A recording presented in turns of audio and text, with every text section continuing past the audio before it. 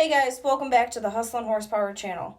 Nick and I are staying in Southern Ohio, and we kind of came across this pretty cool place that is a little different. It's not car related, but there's a great story behind it, and Nick's going to kind of tell you a little bit about what it is. So guys, this place was pretty cool. We walked into it with no intentions but to buy a couple little groceries. But there's a little bit of rejuvenation in it, and I hope you all get a little bit of something out of this video as well. We appreciate everyone that likes and subscribes to the channel, both the Hustlin' Horsepower channel and the Lady Gangster Racing channel. Thank you guys. We appreciate it. It's all about the ride, and we're getting back to car stuff soon. We're also looking for 25.3 or better certified chassis. No mild steel cars. It has to be chromoly, and we got to be able to go mid-4s in the 8th. So guys, if you keep an eye out open for that, or some Chevy 2 parts for Lady Gangster's ride, we greatly appreciate it. Thank you guys. 1971 here in High Street, our first fruit stands on a vacant used car lot. We put together stands from old camper tops from the junkyard because the city of Hamilton wouldn't give us a permit for roofs. It was great when the weather was nice, but when it rained, we had to shut down, and once it rained for 3 days straight. That's my mom. She was always there helping. What a worker. There's my dad. They drove down from Cleveland to help. There, that's on my 22nd birthday. I was making about $200 a week back then, working about 80 hours. My dad would just shake his head. Are you crazy, kid? You went to college for this? There I am. Look at that black hair. Man, those were crazy days back then.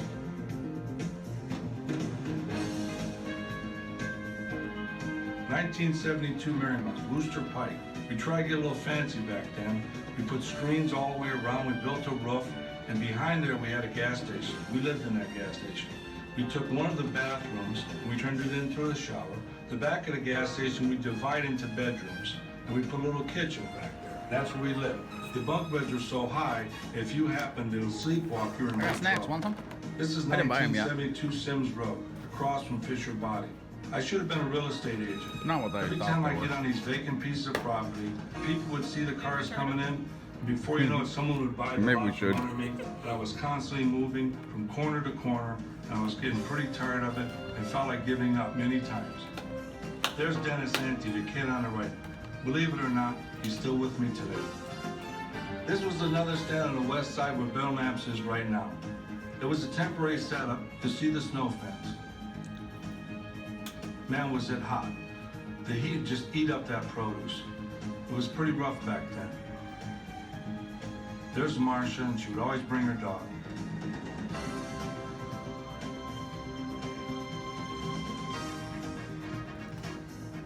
This guy was smart. 1973, this is across from Fisher Body. You probably remember this spot the most. We were really making progress then. We had a real roof. It was temporary, it still leaked, but at least we had the sun off the produce. Bill Warner, the superintendent of Fairfield, really helped me get that through.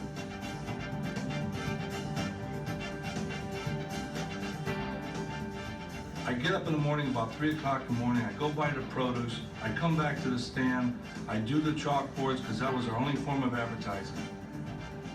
We still use the chalkboards today.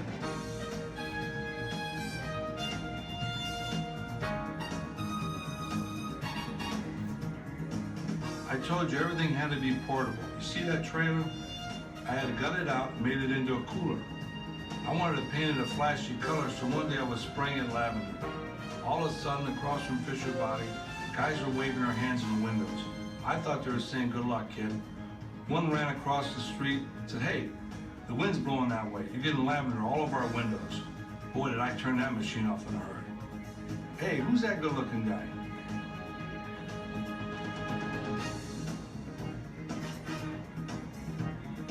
Back then, we were open from May through October. We had a nice little business. Most of the people remember that stand. I see a lot of my same customers in the store today.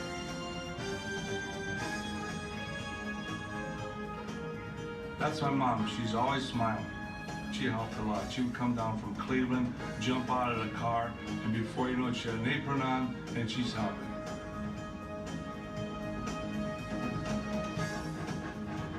1975, guess what, folks? We finally got our own piece of property. The roof didn't leak, but we had walls, we had windows, we even had air conditioning. I thought I died and went to heaven. This is Christmas. We're doing baskets. We did a nice little business out of that building. That's my wife, Joni. By popular demand, we started getting into more items besides produce. Milk, bread, and other grocery items. We had two Dobermans back then, Jason and Shannon. They really looked mean, but they're really babies. I watched this already, but it's good, so we gotta watch it again. Here's my family. My wife, my boy Jim, my little girl Dana, and the youngest Give me Chris. some snacks. He's there in the bubble. For you guys that don't have a little girl, you're missing something. They say behind every successful man is a good woman. Well, I had four of them. My mom, my wife, and I had Esther Benzing and Fanny Cunningham. Before I could even buy this piece of property, I had to get the zoning changed. I was nervous. Me and my wife went down to the zoning board of appeals and told them we want to put a fruit market there. The lawyer stood up for the city and said, you can't do that. It's not zoned property. I said, wait a minute. Next door there's an Arthur Treacher's. That's commercial. The lawyer said, that's different, because people working in the area can go there and eat lunch. Esther stood up and said, I don't see the difference between having an apple or an orange, or going to Arthur Treacher's for lunch. She banged the gavel on the table and said, good luck, son, and I was off and running. Now I actually had to buy the property, so I met with the owners. One of them was Fanny Cunningham. I had $10,000, but I didn't have any credit. She said, can your parents co-sign? I says, no, I don't want my parents to co-sign. They work too hard for their money. I don't want to take the chance. And we just sat there and waited.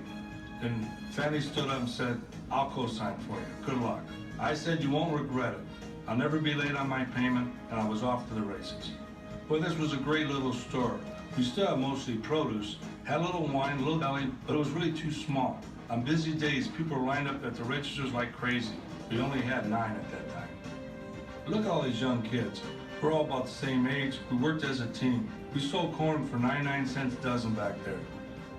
Look at Dennis Andy again. When Brendan Casano brought the carolers over one Christmas, there were so many of them they stopped the whole store. In 1988 is when we really started taking a little bit of gamble with the craziness of jungle gyms and niche marketing. We added palm trees. We built the animal scene out in front. People said, you're crazy, why do you want to put so much money in that? But I wanted to see what would happen if I can make a store that's entertaining and fun for shoppers, again, across the line. And it was real scary. We expanded again into the bakery, a bigger deli, a meat market, wine, seafood, all the things our customers were asking for. I want shopping at Jungle Gyms to be fun because I enjoy myself. I work 80 hours a week over there. There I am playing shopping cart bingo, where you pay 3 or 4 of a kind on your register tape and you win your groceries free. I love my customers. There's this lady here, see this lady right here? See that big smile on her face? She just won $350. See my face? I'm not smiling anymore. She's smiling.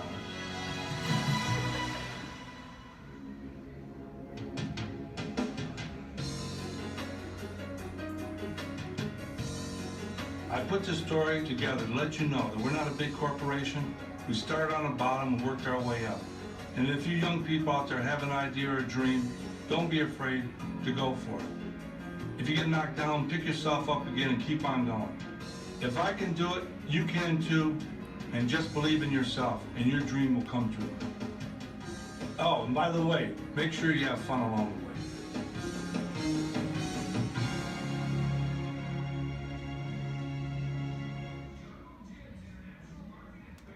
The evolution of the jungle. Here's how it all got started. Open up the bathroom.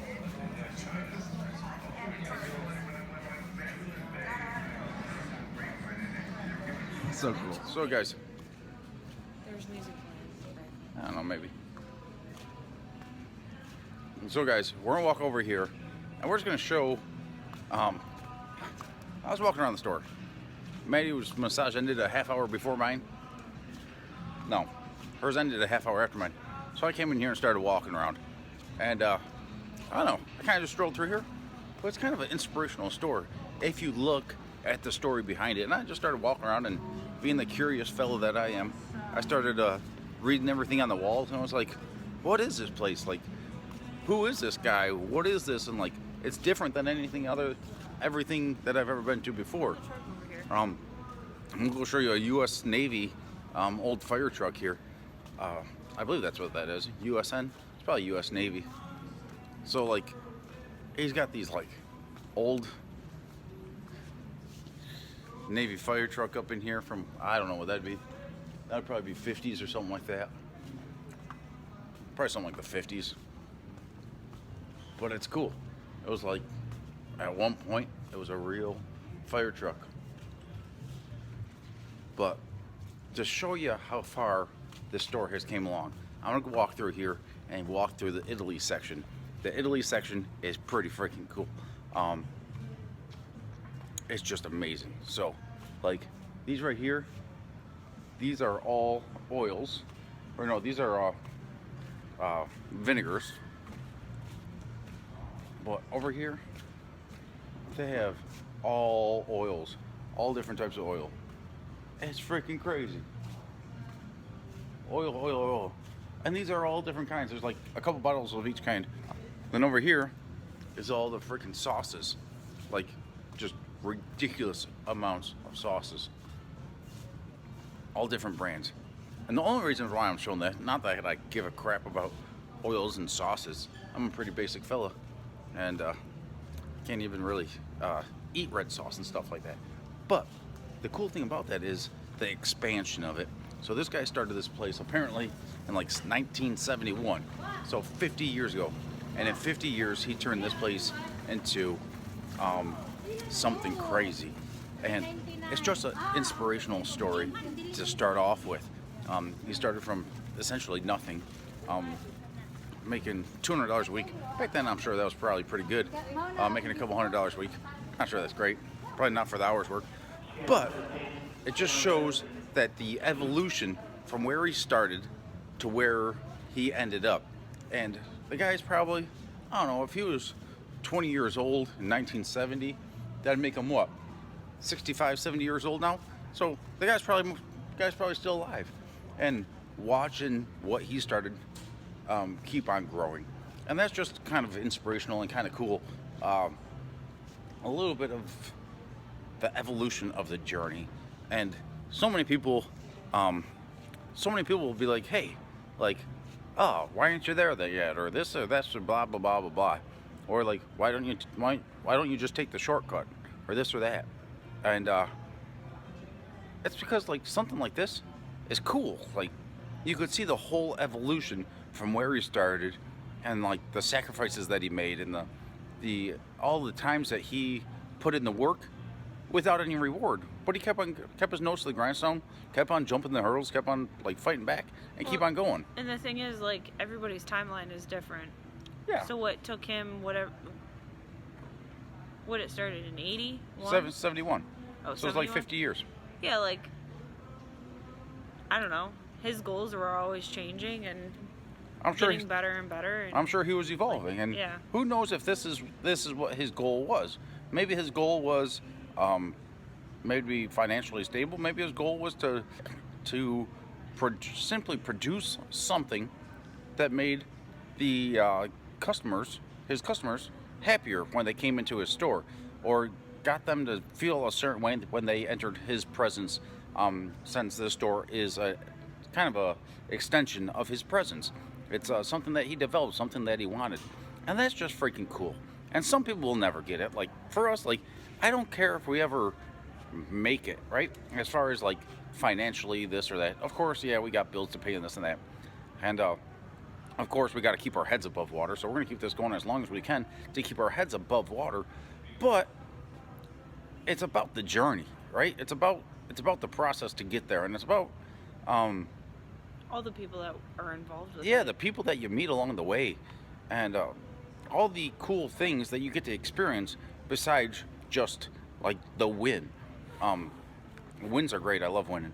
I don't care if it's a round win or a big win. Like, they're freaking cool. Like, that's a different type of feeling. But I want to be winning every step of the way.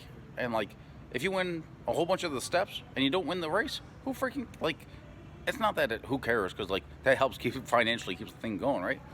But when you get to bring kids into to the track for the first time, or you offer them a free or we tell them we'll cover their admission or something like that to the track. I don't know, we don't do that a whole lot, but we've done it several times too. People that were in a hardship and like their kids wanted to come see us, we're like, hey, we'll just leave the money at the gate when you come here and just tell them you're coming to see Hustlin' Horsepower, and there'll be enough money at the gate to get you in. Like, that stuff, like, that's a win to us. Like, they get to experience the track for the first time, or like, I don't know, I probably gave away, on our cost of shirts, I probably gave away $250, $300 worth of shirts this Christmas, just so some less fortunate kids could have some shirts. And don't get me wrong, like, we ain't balling, like, we're like, I don't know, like, No, but we're driving around in a $1,500 car, right? And like, we don't even have a race car right now. So it's like, helping get the kids started into something, and it's something and to bigger. see them excited and see that smile on their face, and It's something bigger, right? Yeah. Like it's a bigger picture, and that's the cool thing about like this place. And maybe most people might not resonate walking into this building or into the store like that, but like to me, I see it as it's something bigger than what that guy was after. Maybe not what he was after, but like it encompasses a much larger aspect of everything. Let's keep on walking, because like the people will all see like the background and stuff like that. So like a place like this, it's not, like I said earlier in the video, it's an extension of who he was, right? And like long after he's dead and gone, this place will still have a piece of him to it. There will still be, some people might not remember the story. They might not sit down and watch that clip in the beginning of the video. They might not sit down and like, they might come in here and just be like, oh, it's just another grocery store. We're coming in here to get our food, right? That's how it might be to a lot of people. But to certain people, this place is like rejuvenating, okay? And like, don't get me wrong, I've been in the slumps a little bit since we lost the homegrown hustler. Like, I put everything into that car with intentions of turning that car into something that was going to do very well and was an investment, right? House was sold, like this car had to produce. Like, it just is what it is. Like, if it wasn't going to produce, like, we got to figure out something after that. And that's kind of where we're at now. That's where we're at now, is trying to figure out something that can produce. Right now we don't really have a race car to race. Luckily it's only early January, so we got some time before the real race season starts. Black Rifle Coffee. they had Tim Hortons too, which is like Yeah, where- but this is No. cool because it's It is cool. military owned. Yeah, I know. I don't know the whole details behind the company because I don't know the guy personally, and there's a lot of fake shit in the media. But from what I understand, My the point owner of with this the company is store- pretty freaking cool. My point with the store is they've got all different kinds of brands from all over the place. Like, Yeah. Things that I don't know. They've got like all the standard like American store, grocery store food, but they also have so much Extras. more than just that. Yeah. There's like the meat department has all kinds of stuff that people from all over the world, like weird stuff that us as an American wouldn't typically. Is it as bad as that Asian place that we went into, where we made a bet who where we made a bet who could walk in farther? It doesn't. I didn't make it smell. past the registers and I started gagging. Not at this place, at a place back where we're from in Buffalo, New York. We walked out of there and I made a bet with Maddy. I said, let's see who could walk in here first. And they had like literally like raw fish hanging on the walls. I'm sure the place is closed down by now from the EPA because like, It was bad. or FDA, Food Drug Administration, because that place was nasty. No, this place is. This place is like clean, and it's- but yeah, I'm just it's saying cool. they have a massive variety of everything. Do you know, like, a lot of the stuff, like, props in here and stuff like that, they actually meant something to them? Like, that's pretty cool. It's almost like a museum to a certain point, as far as, like, maybe his, like, personal museum. And I'm sure he's got more than one store, I'd assume, right? Yes.